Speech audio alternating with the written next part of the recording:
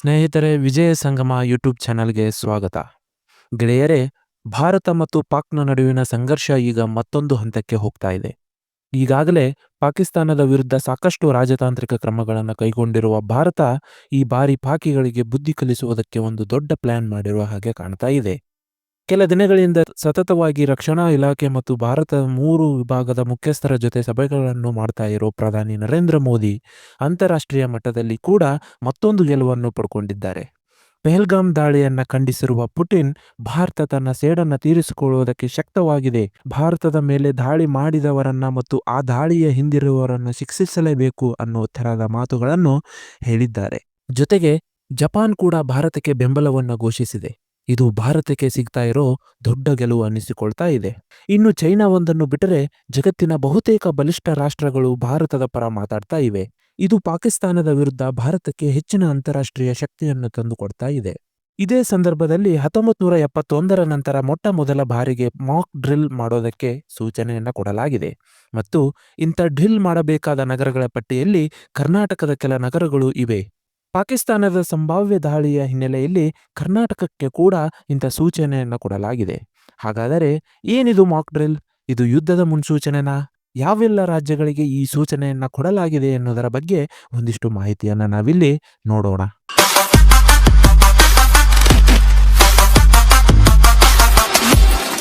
ಗೆಳೆಯರೇ, ಭಾರತ ಮತ್ತು ಪಾಕ್ ನಡುವೆ ಯುದ್ಧ ಅನ್ನೋದು ಖಚಿತವಾಗಿ ಇಂಥದ್ದೊಂದು ಅನುಮಾನಕ್ಕೆ ಕಾರಣವಾಗ್ತಾ ಇರೋದು ಮಾಕ್ ಡ್ರಿಲ್ ಕೊಡಲಾದ ಸೂಚನೆ. ಮೊನ್ನೆ ಸೋಮವಾರ ಕೇಂದ್ರ ಗೃಹ ಇಲಾಖೆ ಭಾರತದಲ್ಲಿನ ಒಟ್ಟು 759 ನಗರಗಳಲ್ಲಿ ಈ ರೀತಿಯ ಡಿಫೆನ್ಸ್ ಮಾಕ್ ಡ್ರಿಲ್ ಸೂಚನೆಯನ್ನು ಕೊಟ್ಟಿದೆ. ಹೀಗಾಗಿ ಆ ನಗರದಲ್ಲಿನ ನಾಗರಿಕರಿಗೆ ಯುದ್ಧದ ಸಂದರ್ಭದಲ್ಲಿ ಹೇಗೆ ವರ್ತಿಸಬೇಕು ಅನ್ನೋ ನಿಟ್ಟಿನಲ್ಲಿ ಒಂದಷ್ಟು ತರಬೇತಿಯನ್ನು ಕೊಡಲಾಗುತ್ತೆ. ಈ ಕೆಲಸಕ್ಕೆ ಎನ್ಸಿಸಿ, ಹೋಮ್ ಗಾರ್ಡ್, ಶಾಲೆ ಮತ್ತು ಕಾಲೇಜುಗಳ ವಿದ್ಯಾರ್ಥಿಗಳನ್ನು ಬಳಸಿಕೊಳ್ಳಲಾಗುತ್ತಿದೆ. ಇದೇ ಮೊದಲಿಗೆ ಈ ಗುಂಪಿಗೆ ತರಬೇತಿಯನ್ನು ಕೊಡ್ತಾರೆ. ಒಂದು ವೇಳೆ ಯುದ್ಧ ಶುರುವಾದರೆ ಆ ಸಂದರ್ಭದಲ್ಲಿ ಮಾಡಬೇಕಾದ ಪರಿಹಾರ ಕಾರ್ಯಗಳಿಗೆ ಕೂಡ ಇವರನ್ನು ಬಳಸಿಕೊಳ್ಳಲಾಗುತ್ತಿದೆ. ಹೀಗಾಗಿ ಮಾಕ್ ಡ್ರಿಲ್ಗಳನ್ನು ಮಾಡಿಸಿ ಅಂತ ಆಯಾ ರಾಜ್ಯ ಸರ್ಕಾರಗಳಿಗೆ ಕೇಂದ್ರ ಗೃಹ ಇಲಾಖೆ ಸೂಚನೆಯನ್ನ ಕೊಟ್ಟಿದೆ. ಇನ್ನು ಈ ಮಾಕ್ ಡ್ರಿಲ್ 1971ರಲ್ಲಿ ಬಾಂಗ್ಲಾದೇಶದ ಉದಯಕ್ಕಾಗಿ ಭಾರತ ಪಾಕಿಸ್ತಾನದ ಜೊತೆ ಒಂದು ಯುದ್ಧ ಮಾಡ್ತಲ್ಲ, ಆ ಸಂದರ್ಭದಲ್ಲಿ ಭಾರತದಲ್ಲಿ ನಡೀತು. ಅದಾದ ನಂತರ ಇದುವರೆಗೆ ಭಾರತಕ್ಕೆ ಮಾಕ್ ಡ್ರಿಲ್ ಮಾಡಿಸಬೇಕಾದ ಅಗತ್ಯ ಬಿದ್ದಿರಲಿಲ್ಲ. ಈಗ ಆ ಸಂದರ್ಭ ಒದಗಿ ಬಂದಂತೆ ಕಾಣ್ತಾ ಇದೆ.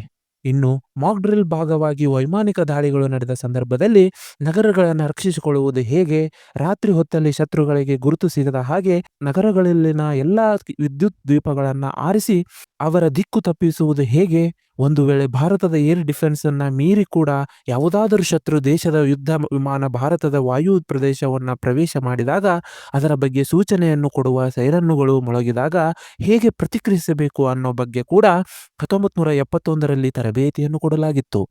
ಸಾಮಾನ್ಯವಾಗಿ ಈ ರೀತಿ ಯುದ್ಧ ತರಬೇತಿಗಳನ್ನು ಇಸ್ರೇಲ್ನಂತಹ ದೇಶಗಳು ಯಾವಾಗಲೂ ತಮ್ಮ ನಾಗರಿಕರಿಗೆ ಕೊಡ್ತಾನೆ ಇರುತ್ತದೆ. ಒಮ್ಮೆ ಗಡಿಯಲ್ಲಿ ಯಾವುದಾದರೂ ಮಿಸೈಲ್ ದೇಶದ ಒಳಗೆ ಪಾಸ್ ಆದರೆ ಸೈರನ್ನು ಮೊಳಗುತ್ತೆ.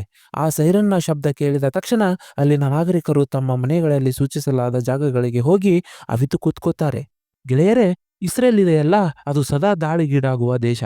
ಹೀಗಾಗಿ ಅಲ್ಲಿನ ಸಾಕಷ್ಟು ನಗರಗಳಲ್ಲಿನ ಮನೆಗಳನ್ನು ನಿರ್ಮಾಣ ಮಾಡುವಾಗಲೇ ಆ ಮನೆಗಳಲ್ಲಿ ಬಂಕರ್ಗಳನ್ನು ಕೂಡ ಕಟ್ಟಿಸಿಕೊಂಡಿರ್ತಾರೆ. ಒಂದು ವೇಳೆ ನಗರದ ಮೇಲೆ ಮಿಸೈಲ್ ಬಿದ್ದರೂ ಕೂಡ ಬಂಕರ್ನಲ್ಲಿ ಅಡಗಿ ಕೂತವರು ಪ್ರಾಣಾಪಾಯದಿಂದ ಪಾರಾಗುವ ಹಾಗೆ ವ್ಯವಸ್ಥೆಗಳನ್ನು ಅಲ್ಲಿ ಮಾಡಲಾಗಿರುತ್ತೆ. ಆದರೆ ಭಾರತದ ಮೇಲೆ ಈ ಥರದ ನಿರಂತರ ದಾಳಿಗಳು, ಯುದ್ಧಗಳು ನಡೆಯುವುದಿಲ್ಲ. ಸೊ ಅಂಥ ವ್ಯವಸ್ಥೆಗಳು ನಮ್ಮಲ್ಲಿ ತುಂಬಾ ಕಡಿಮೆ. ಗಡಿಭಾಗದಲ್ಲಿ ಕದನ ವಿರಾಮ ಉಲ್ಲಂಘನೆಯಂತಹ ಸಂದರ್ಭಗಳಲ್ಲಿ ಮತ್ತು ಪಾಕಿಸ್ತಾನ ಭಾರತ ವಿರುದ್ಧ ಆಗಾಗ ಕಾಲು ಕೆರೆಯುವ ಕಾರಣಗಳಿಂದ ಭಾರತ ಮತ್ತು ಪಾಕಿಸ್ತಾನದ ಗಡಿ ಗ್ರಾಮಗಳಲ್ಲಿ ಒಂದಷ್ಟು ಬಂಕರ್ಗಳನ್ನು ನಿರ್ಮಾಣ ಮಾಡಲಾಗಿದೆ. ಅಷ್ಟು ಬಿಟ್ಟರೆ ಭಾರತದ ಇತರ ನಗರ ಪ್ರದೇಶಗಳಲ್ಲಿ ಈ ತರಹದ ವ್ಯವಸ್ಥೆಗಳಿಲ್ಲ. ಇಸ್ರೇಲ್ನಲ್ಲಿ ಅಲ್ಲಿನ ಬಹುತೇಕ ನಗರಗಳಲ್ಲಿ ಮನೆಗಳನ್ನು ಕಟ್ಟಿಸಿಕೊಳ್ಳುವಾಗಲೇ ನಾಗರಿಕರು ಬಂಕರ್ಗಳನ್ನು ವ್ಯವಸ್ಥೆಗಳನ್ನು ಕೂಡ ಮಾಡ್ಕೋತಾರೆ. ಜೊತೆಗೆ ಅಲ್ಲಿ ಸಾಮೂಹಿಕವಾಗಿ ರಕ್ಷಣೆ ತಗೊಳ್ಳೋದಕ್ಕೆ ಕೂಡ ಸಾರ್ವಜನಿಕ ಪ್ರದೇಶಗಳಲ್ಲೂ ಬಂಕರ್ಗಳನ್ನು ಇರುತ್ತವೆ. ಅಂತ ಬಂಕರ್ಗಳಲ್ಲಿ ಹೇಗೆ ಕೂತ್ಕೋಬೇಕು ಅನ್ನೋ ಬಗ್ಗೆ ಕೂಡ ಅವರಿಗೆ ಒಂದಿಷ್ಟು ತರಬೇತಿಯನ್ನು ಕೊಡಲಾಗಿರುತ್ತದೆ. ಪ್ರಥಮ ಚಿಕಿತ್ಸೆಗಳನ್ನು ಹೇಗೆ ಮಾಡ್ಕೋಬೇಕು ಅನ್ನೋ ಮಾಹಿತಿ ಕೂಡ ಅವರಿಗೆ ಇರುತ್ತೆ. ಈಗ ಅಂಥದೇ ಒಂದು ಮಾಕ್ ಡ್ರಿಲ್ ಅನ್ನ ಮೇ 7ನೇ ತಾರೀಕು 759 ಪ್ರದೇಶಗಳಲ್ಲಿ ಮಾಡೋದಕ್ಕೆ ಸೂಚನೆ ಕೊಡಲಾಗಿದೆ. ಇನ್ನು ಈ ಮಾಕ್ ಡ್ರಿಲ್ ಕೇವಲ ಪಾಕಿಸ್ತಾನದ ಗಡಿ ರಾಜ್ಯಗಳಿಗೆ ಮಾತ್ರ ಸೀಮಿತ ಆಗಿಲ್ಲ. ಬದಲಾಗಿ ದೇಶದ ನಾನಾ ರಾಜ್ಯಗಳಲ್ಲಿನ ಕೆಲ ಜಿಲ್ಲಾ ಕೇಂದ್ರಗಳು ಸೇರಿದಂತೆ ಒಟ್ಟು 759 ನಗರಗಳನ್ನು ಪ್ರದೇಶಗಳನ್ನು ಇದಕ್ಕೆ ಆಯ್ಕೆ ಮಾಡಿದ್ದಾರೆ. ಇನ್ನು ಗುಜರಾತ್, ರಾಜಸ್ಥಾನ್, ಪಂಜಾಬ್, ಜಮ್ಮು ಕಾಶ್ಮೀರ ಹಾಗೂ ಲಡಾಖ್ಗಳು ಪಾಕಿಸ್ತಾನದ ಜೊತೆ ನೇರವಾಗಿ ಗಡಿಯನ್ನು ಹಂಚಿಕೊಳ್ಳುತ್ತಾ ಇವೆ. ಮಂಗಳವಾರ ಅಂದರೆ ಇವತ್ತು ಶ್ರೀನಗರದ ದಾಲ್ ಸರೋವರದಲ್ಲಿ NDRF ಸಿಬ್ಬಂದಿ ಒಂದು ಡ್ರಿಲ್ ಅನ್ನು ಮಾಡಿದ್ದಾರೆ. ಇದಲ್ಲದೆ ಒಂದಷ್ಟು ಸಮುದ್ರ ತೀರಗಳಲ್ಲಿನ ರಾಜ್ಯಗಳು ಹಾಗೂ ಭಾರತದ ನಾನಾ ಭಾಗಗಳಲ್ಲಿನ ಅತ್ಯಂತ ಪ್ರಮುಖ ಸ್ಥಳಗಳು ಪ್ರಮುಖ ಇನ್ಸುಲೇಷನ್ಗಳ ವಿಷಯದಲ್ಲಿ ಎಚ್ಚರಿಕೆಯನ್ನು ಕೈಗೊಳ್ಳುತ್ತಾ ಇವೆ. ಇಲ್ಲಿ ಅತಿ ಸೂಕ್ಷ್ಮ ಪ್ರದೇಶಗಳನ್ನು 3 ಭಾಗಗಳಾಗಿ ವಿಂಗಡಿಸಿದ್ದಾರೆ. ಕ್ಯಾಟಗರಿ 1 ನಲ್ಲಿ ದೇಶದ ರಾಜಧಾನಿ ದೆಹಲಿ ಇದೆ. ಸೂರತ್, ವಡೋದರ, ಕಾಕ್ರಾಪರ್, ವಾಣಿಜ್ಯ ನಗರಿ ಮುಂಬೈ, ಉರಾನ್, ತಾರಾಪುರ್, ಒಡಿಶಾದ ತಾಲ್ಚರ್, ರಾಜಸ್ಥಾನದ ಕೋಟಾ ರಾವತ್, ನಮ್ಮ ತಮಿಳುನಾಡಿನ ಕಲ್ಪಕಂ, ಉತ್ತರ ಪ್ರದೇಶದ ಬುಂದೇಲ್ ಶಹರ್ ಇವುಗಳನ್ನೆಲ್ಲ ಕ್ಯಾಟಗರಿ 1 ನಲ್ಲಿ ಇಡಲಾಗಿದೆ. ಇಲ್ಲಿ ವಿಶೇಷ ಭದ್ರತೆಗೆ ಆದೇಶವನ್ನು ಕೊಡಲಾಗಿದೆ. ಗೆಳೆಯರೇ, ಈಗ ನಾನು ಹೇಳಿದ ನಗರಗಳಿವೆ, ಇವು ವಾಣಿಜ್ಯ ರಾಜಧಾನಿಗಳಾಗಿವೆ. ಅತಿ ಹೆಚ್ಚು ಕೈಗಾರಿಕೆಗಳನ್ನು ಹೊಂದಿರುವ ಪ್ರದೇಶಗಳಾಗಿವೆ. ಬಂದರುಗಳನ್ನು ಹೊಂದಿರುವ ಪ್ರದೇಶಗಳಾಗಿವೆ. ಇಲ್ಲಿನ ಕೆಲ ಪ್ರದೇಶಗಳಲ್ಲಿ ಅಣುಸ್ಥಾವರಗಳು ಕೂಡ ಇವೆ. ಹೀಗಾಗಿ ಇವೆಲ್ಲವೂ ಕೂಡ ಅತ್ಯಂತ ಪ್ರಮುಖ ಮತ್ತು ಸ್ಟ್ರಾಟಜಿಕ್ ಲೊಕೇಶನ್ಗಳು ಎನಿಸಿಕೊಳ್ಳುತ್ತವೆ. ದಾಳಿಯ ಸಂದರ್ಭದಲ್ಲಿ ಇವು ಮೊದಲ ಟಾರ್ಗೆಟ್ ಆಗುವ ಸಾಧ್ಯತೆ ಇರುವುದರಿಂದ ಈ ನಗರಗಳ ವಿಷಯದಲ್ಲಿ ಅತಿ ಹೆಚ್ಚು ಎಚ್ಚರಿಕೆಗಳನ್ನು ತಗೊಳ್ಳುವುದಕ್ಕೆ ಹೇಳಲಾಗಿದೆ. ಇನ್ನು ಕ್ಯಾಟಗರಿ 2 ಅಲ್ಲಿ ಎಲ್ಲ ರಾಜ್ಯಗಳ ರಾಜಧಾನಿ ನಗರಗಳಿವೆ. ಪ್ರಮುಖ ನಗರಗಳು ಕೂಡ ಸೇರಿಕೊಂಡಿವೆ. ಅದರಲ್ಲಿ ಬೆಂಗಳೂರು ಕೂಡ ಸೇರಿಕೊಳ್ಳುತ್ತೆ. ಬೆಂಗಳೂರಿನ ಮಲ್ಲೇಶ್ವರಂ ಮತ್ತು ರಾಯಚೂರಿನ ಶಕ್ತಿ ನಗರವನ್ನು ಈ ಕ್ಯಾಟಗರಿಯಲ್ಲಿ 2ರಲ್ಲಿ ಇಡಲಾಗಿದೆ. ಮಲ್ಲೇಶ್ವರಂನಲ್ಲಿ IISc, ಟಾಟಾ ಇನ್ಸ್ಟಿಟ್ಯೂಟ್ ಇನ್ನಿತರ ಪ್ರಮುಖ ಸಂಸ್ಥೆಗಳಿವೆ. ಇನ್ನು ಶಕ್ತಿ ನಗರದ ಬಗ್ಗೆ ನಿಮಗೆ ಗೊತ್ತೇ ಇದೆ, ಅದನ್ನು ವಿಶೇಷವಾಗಿ ಹೇಳಬೇಕಾಗಿಲ್ಲ. ಶಕ್ತಿ ನಗರ ಥರ್ಮಲ್ ಪವರ್ ಪ್ಲಾಂಟ್ ಅನ್ನು ಹೊಂದಿದೆ. ಹೀಗಾಗಿ ಅಲ್ಲಿ ವಿಶೇಷ ಭದ್ರತೆಗಳಿಗೆ ಆದೇಶವನ್ನು ಕೊಟ್ಟಿದ್ದಾರೆ.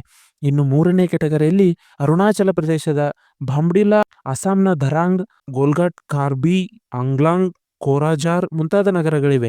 ಹಾಗಾಗಿ ಬಿಹಾರದ ಬೇಗುಸಾರಾಯ್ ಕೂಡ 3ನೇ ಕ್ಯಾಟಗರಿಯ ಪಟ್ಟಿಯಲ್ಲಿದೆ. ಗೆಳೆಯರೇ, ಇಲ್ಲಿ ನಿಮಗೆ ಮಾಕ್ ಡ್ರಿಲ್ಗೆ ಆದೇಶಿಸಿರುವ 3 ಕ್ಯಾಟಗರಿಗಳ ನಗರಗಳ ಪಟ್ಟಿಯನ್ನು ಕೂಡ ಕೊಡ್ತಾ ಇದ್ದೀನಿ. ನೀವು ಇದನ್ನು ಕೂಡ ನೋಡ್ಕೋಬಹುದು. ಇನ್ನು ಯುದ್ಧ ಅನ್ನೋದು ಇದೆಯಲ್ಲ, ಇದು ನಮಗೆ ತುಂಬಾ ಪರಿಚಿತ ಅಲ್ಲ. ಇಸ್ರೇಲ್ ಮತ್ತು ಅದರ ಸುತ್ತಮುತ್ತಲಿನ ದೇಶಗಳು ಫ್ರೀಕ್ವೆಂಟ್ ಆಗಿ ಯುದ್ಧಗಳಲ್ಲಿ ಭಾಗಿಯಾಗ್ತಾ ಇರುತ್ತವೆ. ಹೀಗಾಗಿ ಅಂಥ ದೇಶಗಳ ನಾಗರಿಕರಿಗೆ, ಅಲ್ಲಿನ ಏಜೆನ್ಸಿಗಳಿಗೆ ಯುದ್ಧದ ಸಂದರ್ಭದಲ್ಲಿ, ದಾಳಿಯಾಗುವ ಸಂದರ್ಭದಲ್ಲಿ ಹೇಗೆಲ್ಲ ವರ್ತಿಸಬೇಕು, ಯಾವೆಲ್ಲ ಕ್ರಮಗಳನ್ನು ಕೈಗೊಳ್ಳಬೇಕು ಅನ್ನೋದು ಗೊತ್ತಿರುತ್ತೆ. ಮತ್ತು ದಾಳಿಗಳನ್ನು ಎದುರಿಸೋದಕ್ಕೆ ಬೇಕಾದ ಒಂದಷ್ಟು ವ್ಯವಸ್ಥೆಗಳನ್ನು ಕೂಡ ಅವರು ಈಗಾಗಲೇ ಮಾಡಿಕೊಂಡಿರುತ್ತಾರೆ. ಆದರೆ ಭಾರತದಲ್ಲಿ ಹಾಗಲ್ಲ.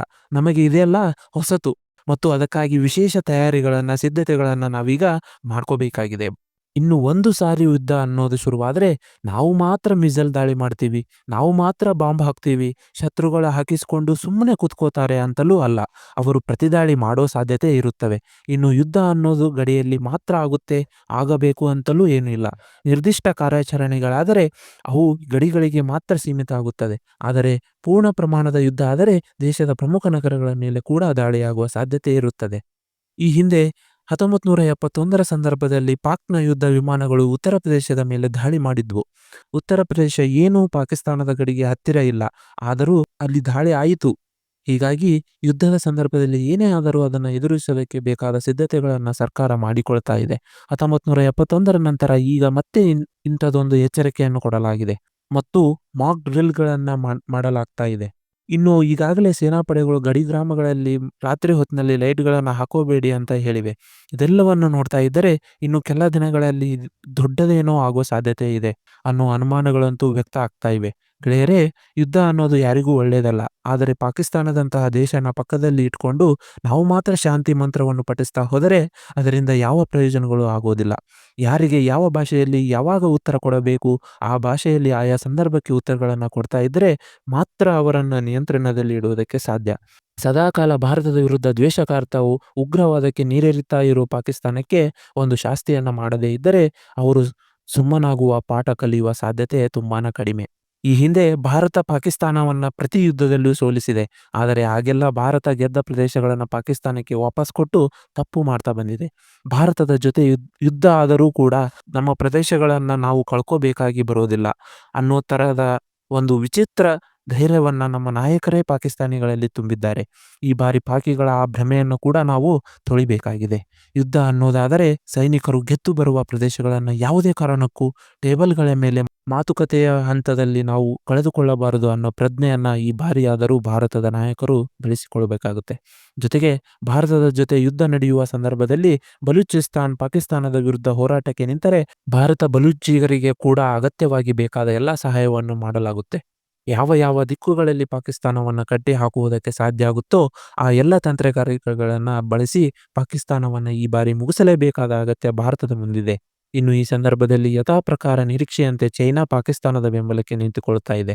ದಕ್ಷಿಣ ಏಷ್ಯಾದಲ್ಲಿ ಶಾಂತಿಯನ್ನ ಕಾಪಾಡುವ ನಿಟ್ಟಿನಲ್ಲಿ ನಾವು ಪಾಕಿಸ್ತಾನವನ್ನ ಬೆಂಬಲಿಸ್ತೀವಿ ಅಂತ ಪಾಕಿಸ್ತಾನದಲ್ಲಿನ ಚೈನಾದ ರಾಯಭಾರಿ ಹೇಳಿದ್ದಾರೆ. ಇದು ಪಾಕಿಸ್ತಾನದಲ್ಲಿನ ಚೈನಾ ರಾಯಭಾರಿ ಹೇಳಿರುವ ಮಾತೇ ಹೊರತು ಚೈನಾದ ಅಧ್ಯಕ್ಷ ಜಿನ್ಪಿಂಗ್ ಈ ಬಗ್ಗೆ ಮಾತನಾಡಿಲ್ಲ.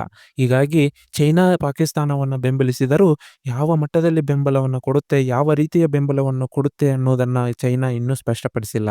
ಇನ್ನು ರಷ್ಯಾ ಭಾರತದ ಪರ ನಿಂತುಕೊಳ್ಳೋ ಮಾತಾಡ್ತಾ ಇದೆ. ರಷ್ಯಾದ ಅಧ್ಯಕ್ಷ ವ್ಲಾದಿಮಿರ್ ಪುಟಿನ್ ಪಹಲ್ಗಾಮ್ ಮೇಲೆ ನಡೆದ ದಾಳಿಯನ್ನ ಖಂಡಿಸಿದ್ದಾರೆ. ಭಯೋತ್ಪಾದಕರಿಗೆ ಮತ್ತು ಭಯೋತ್ಪಾದನೆಗೆ ಬೆಂಬಲವನ್ನು ಕೊಡುವವರಿಗೆ ತಕ್ಕ ಪಾಠವನ್ನು ಕಲಿಸಬೇಕು ಅನ್ನೋ ಮಾತನ್ನ ಪುಟಿನ್ ಹೇಳಿದ್ದಾರೆ.